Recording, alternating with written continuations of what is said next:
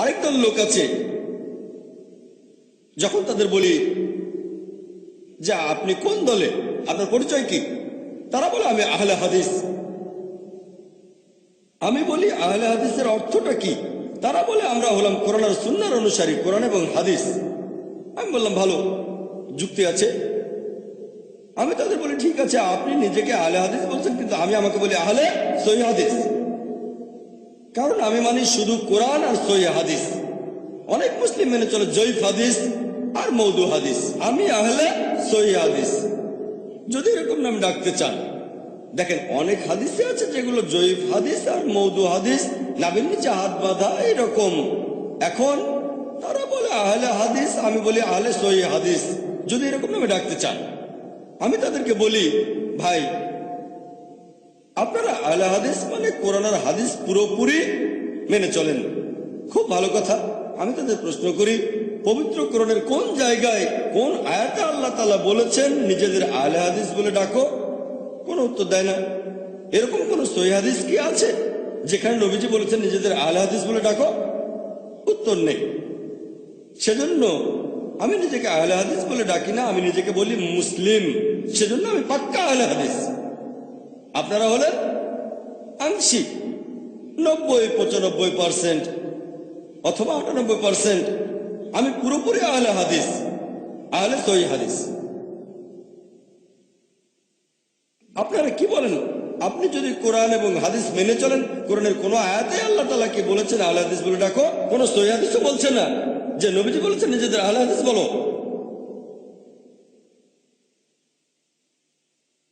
এছাড়াও আরো একটা গ্রুপ আছে, এরাও আহলে হাদিসের মতোই। তারা বলে আমরা সালাফি। আমি বলি সালাফি? আমি একজন সালাফি। আমি বলি সালাফি মানে কি? তারা বলে সালাফি অর্থ আমরা মানি সালাফি সালেহিনকে। আমিও তো সালাফি সালেহিনকে মানি। আমি মানি আল্লাহকে এবং তার রাসূলকে এবং সালাফি সালেহিনকে, নবী সাল্লাল্লাহু আলাইহি ওয়াসাল্লামের সময়কার প্রজন্ম এবং তার দুটো প্রজন্মকে। তারপর থেকে জিজ্ঞেস করি কোরআনের কোন জায়গায় কোন আয়াতে কি আল্লাহ বলেছেন নিজেদের সালাফি বলো? তারা বলে না। কোন হাদিস কি আছে যেখানে আমাদের নবীজি বলেছেন নিজেদের সালাফি বলো? তারা বলেন না। তবে সেখানে একজন সালাফি আমাকে একটা হাদিস দেখালো, নবীজি বলেছেন আমি একজন সালাফ। সে উদ্ধৃতি দিল, এটা আছে সহিহ মুসলিমে, পুরো রেফারেন্সটা বলেনি। বললাম ঠিক আছে, আমি সহিহ মুসলিম দেখলাম, চেক করি। এই হাদিসটা আছে সহিহ মুসলিমে, হাদিস নম্বর সম্ভবত 2405 বা 6, 2405-6 এরকম হাদিস, সহিহ হাদিস। তবে এই কথাটা মাঝখান থেকে নেয়া, মাঝামাঝি। পুরো হাদিসটা বলছে যে মুহাম্মদ সাল্লাল্লাহু আলাইহি সাল্লাম তার মেয়েকে বললেন ফাতিমা রাদিয়াল্লাহু আনহাকে যে আমি একজন উৎকৃষ্ট সালাফ তোমার জন্য, আমি একজন উৎকৃষ্ট সালাফ তোমার জন্য। এখানে বাবা বলছেন তার মেয়েকে। এখন নবীজি মুহাম্মদ সাল্লাল্লাহু আলাইহি ওয়াসাল্লাম তার মেয়েকে বললেন হযরত ফাতিমা রাদিয়াল্লাহু আনহাকে যে আমি একজন উৎকৃষ্ট সালাফ। আরবি ভাষায় এই সালাফ শব্দটার অর্থ হচ্ছে পূর্বসূরি, পূর্বপুরুষ। তাহলে আমি যদি আমার মেয়েকে বলি আমি তোমার সালাফ, সমস্যা নেই। একজন আরব খ্রিস্টান যদি তার মেয়েকে বলে আমি তোমার জন্য সালাফ, কোনো সমস্যা নেই। অর্থের দিক থেকে কোনো সমস্যা নেই। তবে ইসলাম অনুযায়ী পূর্বপুরুষ, হ্যাঁ, মুহাম্মদ সাল্লাল্লাহু আলাইহি সাল্লাম তার মেয়ের জন্য উৎকৃষ্ট সালাফ। তবে আমাদের মধ্যে প্রত্যেকে হয়তো তার মেয়ের জন্য উৎকৃষ্ট ইসলামিক সালাফ নয়, হয়তো সেই সন্তান বাবার চেয়ে আরো বেশি ইসলামিক। তাহলে প্রত্যেক বাবা মাই সন্তানকে এটা বলতে পারে না। যদি সালাফের শব্দগত অর্থটা ধরেন, বিশেষজ্ঞদের মতে, সালাফিদের মধ্যে অনেক বিখ্যাত বিশেষজ্ঞ আছেন, তারা বলেন বর্তমানে কেউ বলতে পারে না যে সে একজন সালাফ। কেন? আমরা খালাফ, আমরা পরে এসেছি। সালাফগণ ছিলেন আমাদের আগে। তাহলে আগের মানুষদের সাথে তুলনা করলে আমরা খালাফ। হ্যাঁ, আমরা সালাফ হতে পারি আমাদের সন্তান, নাতি নাতনি, বংশধরদের জন্য। তাহলে টেকনিক্যালি আমরা সালাফ হতে পারি, ইসলামিক্যালি না। ইসলামিক্যালি আমরা খালাফ। ক্লিয়ার? আমি একবার অস্ট্রেলিয়ায় গিয়েছিলাম, সেবারে ওখানে প্রথম গিয়েছিলাম লেকচার ট্যুরে। যারা ডেকেছিলেন মাশাআল্লাহ তারাও কোরআন সুন্নাহ মেনে চলেন, সহিহ হাদিস। তারা ইনভাইট করলেন, যথাসময়ে আমি অস্ট্রেলিয়ায় পৌঁছালাম। তারপর সেই শহরেও পৌঁছে গেলাম। আমি তাদের নাম বলবো না, সবাই খুব ভালো মাশাআল্লাহ। রাতের বেলায় আমরা পৌঁছালাম, আমার সাথে আমার ক্যামেরা ক্রুরাও ছিল। তখন আমরা সবাই সেখানে নামাজ আদায় করলাম। তাদের একজন বলল, আরে আপনারা তো আমাদের মতো করেই নামাজ পড়েন। আমি বললাম, আপনাদের মতো করে মানে? আমি নবীজির মতো করে নামাজ পড়ি। তারা বলছে, আপনারা তো আমাদের মতো করে নামাজ পড়েন, আপনাদের মতো করে মানেটা কি? আমরা নবীজির মতো করে পড়ি। এই গ্রুপের অনুসারীরা মাশাআল্লাহ কোরআন সহিহ হাদিস মেনে চলে। তবে তাদের বলা উচিত ছিল, দেখে ভালো লাগলো আপনারা নবীজির মতো করে নামাজ পড়েন, আমাদের মতো করে না। আমি তো তাকে দেখে নামাজ পড়ছি না, আমি আগে থেকে নামাজ পড়ছি। আমি তার মতো করে পড়ছি না, আমি নবীজির মতো করে নামাজ পড়ছি। আর আলহামদুলিল্লাহ সেও নবীজির মতো করে পড়ছে।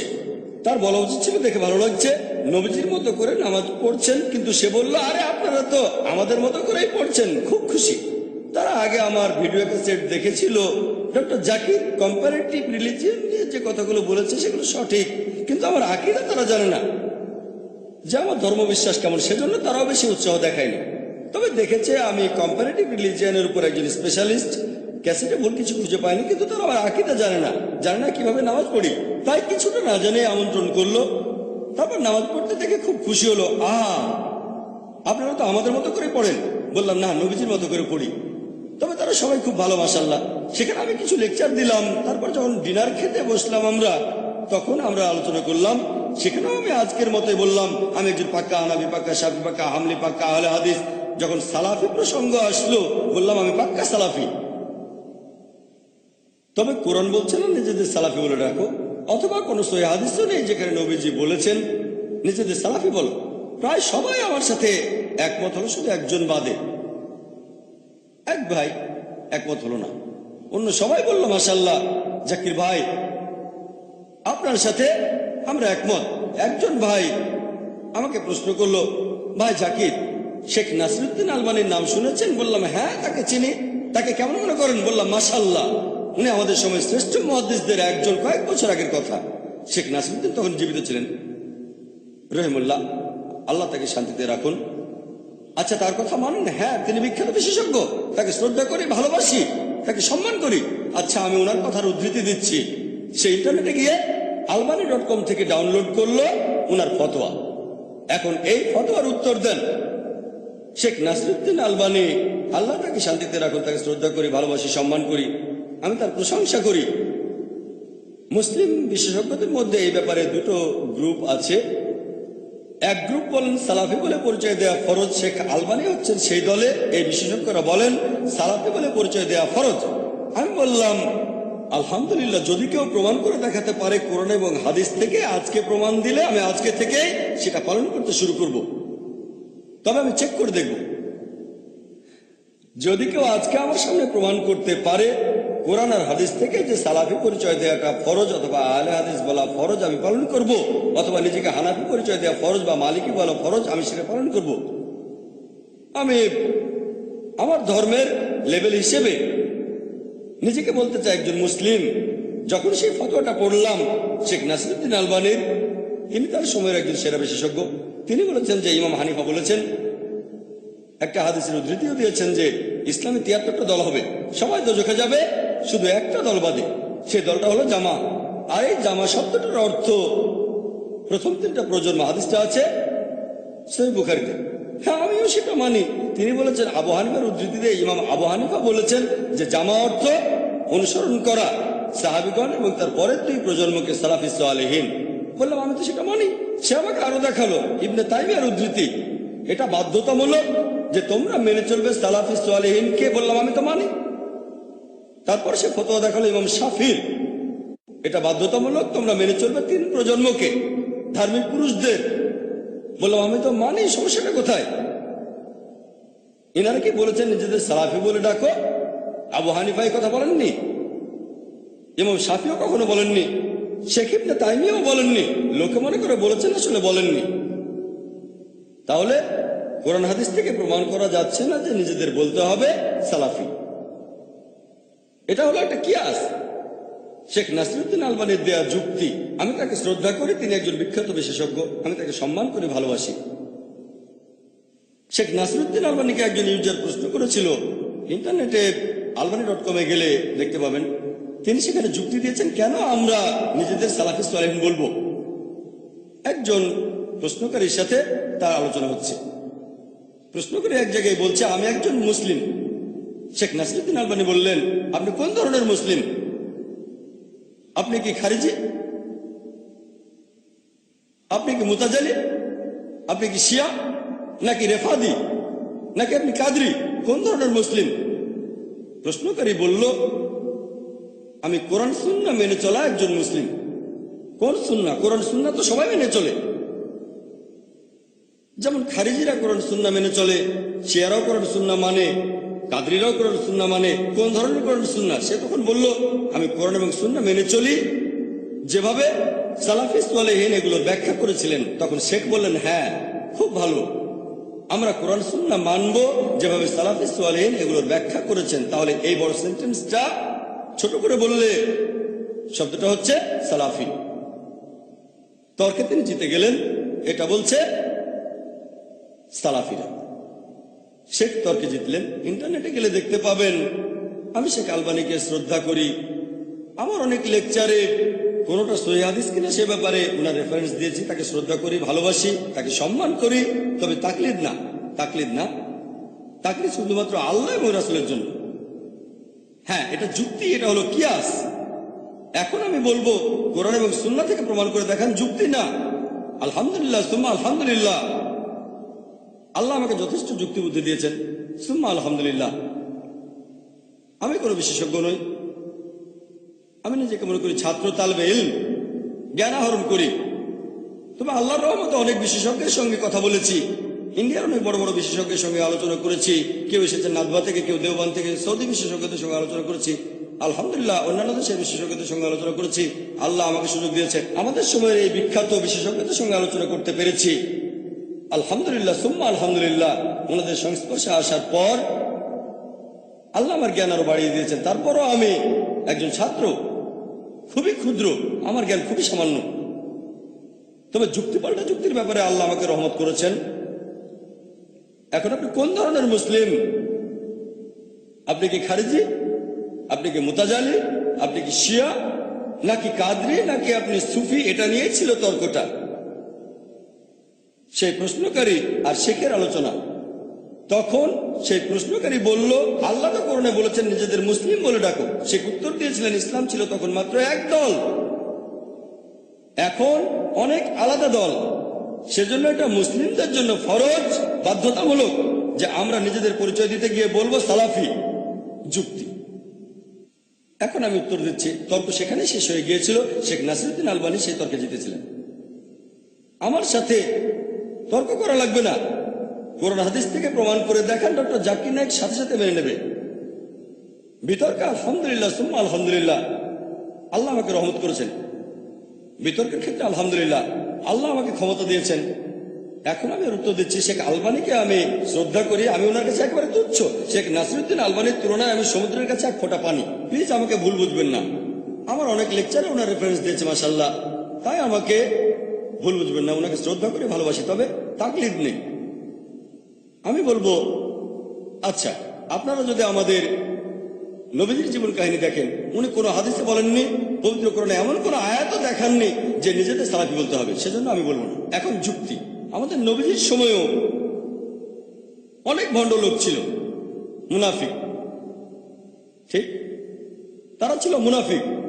সাহাবীগণ নামটা বদলাননি তাদের। এরপরে ছিল খারিজি, খাওয়ারিজ, খারিজাইট। তারা নিজেদেরকে বলতো খারিজি, লোকজনই লেভেল দিয়েছিল। সাহাবীগণ তাদের বলতেন মুসলিম। সাহাবীগণ কি বলেছেন তাদের নতুন নাম দাও? না, সাহাবীগণ তারপরও তাদের বলেছে মুসলিম। তারপর হচ্ছে মুতাজিলা, তাদেরকেও সবাই বলতো মুসলিম। তাহলে সেই সময় ধর্ম নিয়ে মতভেদ ছিল, এমন না যে ছিল না। এবার মূল প্রসঙ্গে আসি, যে শেখ নাসিরুদ্দিন আলবানী বলেছেন আমাদের পরিচয় দিতে গিয়ে বলা উচিত সালাফি। আমার প্রশ্ন, কোন সালাফি? কোন সালাফি? আমি প্রশ্ন করব, সালাফিদের মধ্যে এখন গ্রুপ আছে, আপনি কি কুতুবি নাকি সুলুরি নাকি মাদখালি আরো কয়েকটা গ্রুপের নাম আমি বলতে পারি। দেখেন, আমি কারো বিরুদ্ধে বলছি না, প্লিজ আমাকে ভুল বুঝবেন না, আমি কাউকে ছোট করতে চাচ্ছি না। তবে সালাফিদের মধ্যে এখন অনেক গ্রুপ আছে। আপনি যদি কখনো ইংল্যান্ডে যান, মাশাআল্লাহ, সুবহানাল্লাহ, আল্লাহু আকবার, অনেকগুলো গ্রুপ আছে। আর সেখানে প্রত্যেকটা গ্রুপ আরেক গ্রুপের সাথে লড়াই করছে আর বলছে অন্য সালাফি গ্রুপগুলো কাফির। নাউজুবিল্লাহ। সময় পেলে এ প্রসঙ্গে পরে আলোচনা করব। এখন আপনি কোন সালাফিতে দলে যাবেন? আপনি যে লেভেলটায় বসাবেন সেখানে একটা পর্যায়ে বিভক্তি চলে আসতেই হবে। যখন শিয়ারা আসলো তখন লোকজন বললো আমরা সুন্নি, নতুন গ্রুপ হলো আহলে সুন্নাহ ওয়াল জামাত। তারপর সেখানেও বিভক্তি সৃষ্টি হলো হানাফি, শাফি, হামলি, মালিকি। তারপর আরো নতুন গ্রুপ আসলো সালাফি, আহলে হাদিস। এগুলোর মধ্যেও গ্রুপ আছে। যখনই আমরা মানুষরা কোনো কিছুতে একটা লেভেল বসাবো, সেটা নিয়ে মতভেদ হবেই। এমনকি আমাদের ধর্ম নিয়েও অনেক ব্যাপারে মতভেদ হবে, সেটা আল্লাহ তাআলা বলেছেন। শুধুমাত্র মানুষের দেয়া লেভেলে মতভেদ হয় না। আপনি কি ভাবছেন আল্লাহ জানতেন না? আল্লাহ জানতেন মুসলিম উম্মার মধ্যে অনেকগুলো ভাগ হবে। আল্লাহ কোরআনের কথা বলেছেন, নবীজিও বলে গিয়েছেন। তবে নবীজি বলেননি নিজেদের পরিচয় দাও আহলে হাদিস অথবা সালাফি। আহলে হাদিস কোন আহলে হাদিস? আমি যেখানে থাকি সেই বোম্বেতে দুটো আহলে হাদিস আছে, জামিয়াত আহলে হাদিস আর গুরবা আহলে হাদিস। এখন আপনি কোন দলে যেতে চান? এক আহলে হাদিস আরেক আহলে হাদিসকে দোষারোপ করে। দেখেন, আমি এখানে আহলে হাদিসের নামে বদনাম করছি না, এজন্যই বলছি টপিকটা স্পর্শকাতর। ও আল্লাহ, আমি এখানে বলেছি শুধু কোরআন আর আল্লাহ রাসূলকে নিয়ে, প্লিজ আমাকে ভুল বুঝবেন না। আমি নাসিরউদ্দিন আলবানীকে শ্রদ্ধা করি, সালাফিদের শ্রদ্ধা করি। আরো বলবো, আশেপাশে বিভিন্ন মুসলিম গ্রুপ দেখেন, আপনারাও একমত হবেন যে আহলে হাদিস আর সালাফিরা কোরআন সুন্নাহ সবচেয়ে কাছাকাছি। এটা আমি স্বীকার করব। তবে তবে কোন সালাফি? প্রথম দিকে হয়তো নাসিরউদ্দিন আলবানীর সময়ও সালাফিদের মধ্যে গ্রুপ ছিল, এখন অনেক গ্রুপ আছে। সুরুলি, মাদখালি, কুতুবি। ও এর কথা ঠিক না, ওর কথা ঠিক না, ও নিজেকে সালাফি বলছে ঠিক না। এখন এসেছে নতুন বই, ট্রু সালাফি। ট্রু সালাফি। আমি সালাফিদের একটা দাওয়া অনুষ্ঠানে গিয়েছিলাম, ট্রু সালাফি, ট্রু সালাফি। এই ট্রু সালাফিটা কি? আমরা বোম্বেতে দাওয়ার উপরে ট্রেনিং দেই।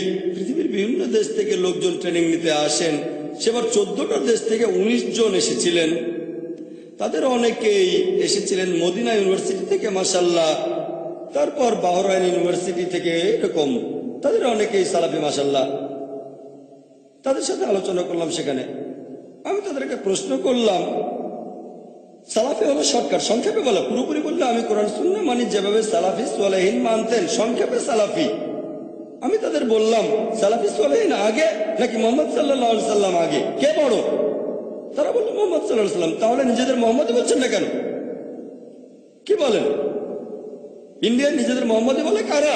আপনারা কি তা জানেন? জানেন আপনারা? আমরা কি তাদের কথা মানি না? ইন্ডিয়ায় কারা নিজেদের আহমদিয়া বলে ডাকে।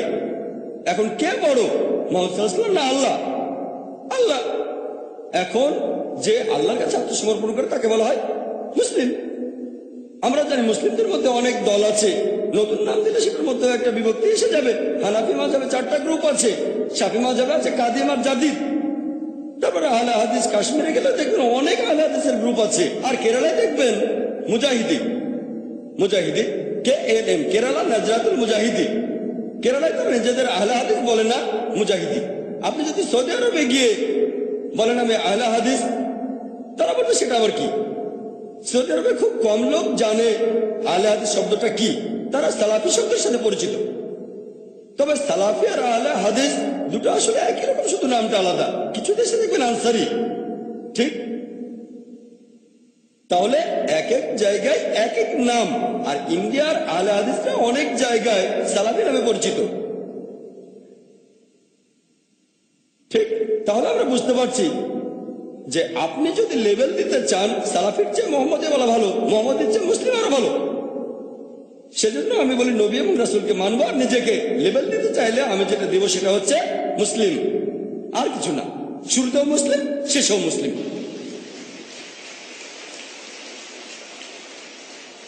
আমি কোনো মুসলিম ভাইকে ছোট করছি না, হোক হানাফি, শাফি, হামলি, মালিকি, আহলে হাদিস।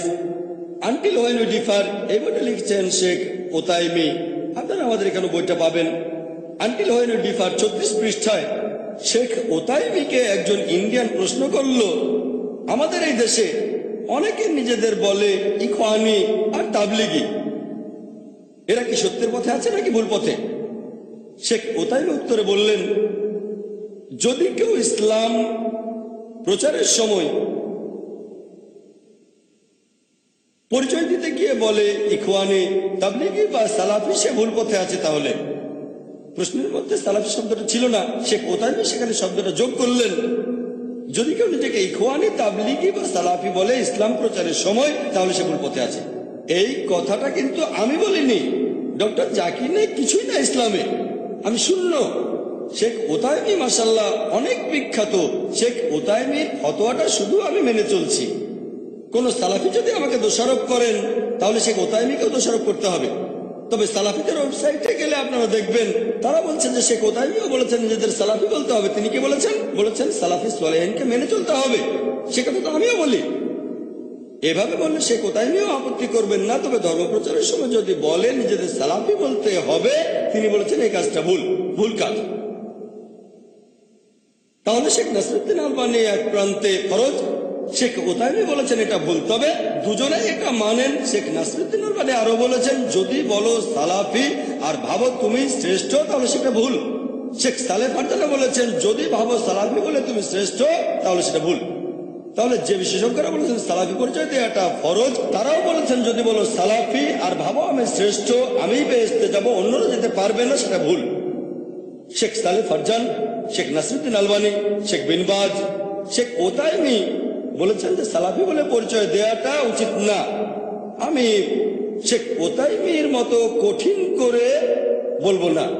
যদি জিজ্ঞেস করেন তাহলে বলবো মুসলিম পরিচয় দেওয়াটাই সবচেয়ে ভালো। যদি কেউ নিজেকে সালাফি বলে পরিচয় দেয়, কোনো কোনো ক্ষেত্রে সেটা মুবাহ, ভালো, শর্টকাট। আমি বলছি না এটা হারাম, আমি এটাকে হারাম বলছি না। তবে সবচেয়ে ভালো সেফ, 100% সেফ মুসলিম। এটা নিয়ে বিশেষজ্ঞদের কোনো মতভেদ হবে না। যদি কেউ সংক্ষেপে বলতে চায়, পুরো কথাটা হলো মানে কোরআন, সুন্নাহ, সালাফি, সালেহিন, শুধু এটা বোঝানোর ক্ষেত্রে। যদিও ব্যাপারটা এমন না, লোকজন বলে সালাফি বেহেশতে যাব, অন্য সবাই দোজখে যাবে,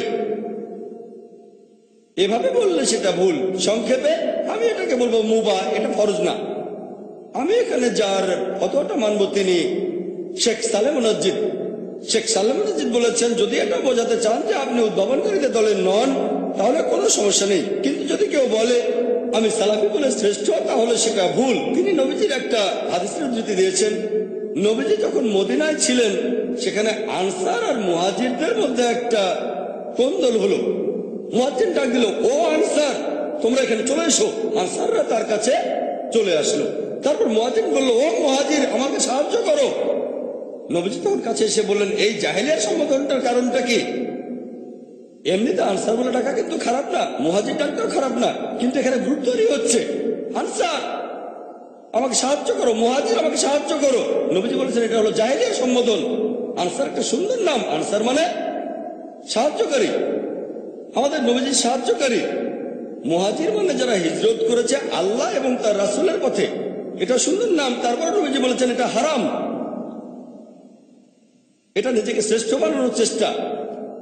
এটার উপর ভিত্তি করে আমি বলছি না সালাফি বলা হারাম, আমাকে ভুল বুঝবেন না। তবে সবচেয়ে ভালো হলো মুসলিম। যদি নিজেকে সালাফি বলেন আর কোথাও কোনো ভুল হয়ে যায়, তাহলে আপনি সমস্যায় পড়তে পারেন, দোজখে যেতে পারেন, বিপজ্জনক হতে পারে। যেহেতু নবীজি নিষেধ করেছেন সবচেয়ে সেফ, বলো আমি মুসলিম। এমনিতে আপনি বলতে পারেন আমি পাক্কা হানাফি, পাক্কা শাফি, পাক্কা হামলি, পাক্কা মালিকি, পাক্কা আহলে হাদিস, পাক্কা সালাফি, কোনো সমস্যা নেই। তবে লেভেল এখানে পরিচয় দেবেন মুসলিম।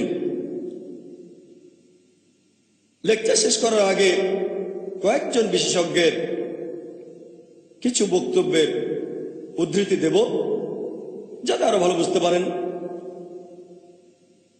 এখন অনেকে তাকলিদের কথা বলেন, তাকলিদ থাকলে তাকে কাফির বলা হচ্ছে। ইমাম শাফি, আল্লাহ তাকে শান্তিতে রাখুন, তিনি বলেছেন আল্লাহ সুবহানাহু ওয়া তাআলাকে ডাকবে, আল্লাহ যে নামগুলো বলেছেন অন্য নামে ডাকাটা হারাম, কুফরি।